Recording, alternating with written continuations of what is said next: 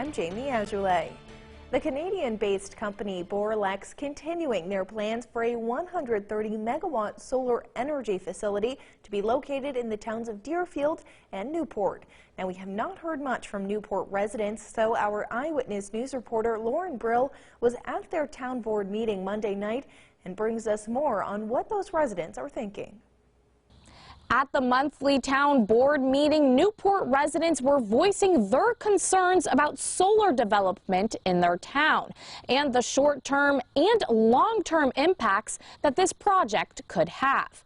As a result, they are calling for a solar law to be put into place, using the town of Deerfield's new document as an example. They gave us a copy of theirs. They did 13 months of research with their attorney. So if we get that on the books now, we have a better chance of stopping it. The concerns of Newport echo what Deerfield residents have discussed at their meetings. And after many residents attended the recent Boralex open house, they have heightened concerns. They're allowed to use weed killers, and they've admitted to us that they will use them. And we're talking 1,300 acres, that would be coming down. They're uphill of a lot of us, that would coming down into our drinking water, into our streams. It displaces all that acreage of deer and wild turkey. We depend on deer. Most of us in this area depend on deer for food, and they're going to be gone.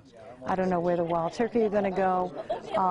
Also, there's a tremendous fire risk. Members of the Deerfield Preservation Coalition and the Solar Committee were present, explaining their studies into solar development. A former employee of the Power Authority and a member of the Solar Committee, Greg Sacco, spoke at the meeting about his research, where he used numbers from the New York Independent System Operator and the State Energy Research and Development Authority.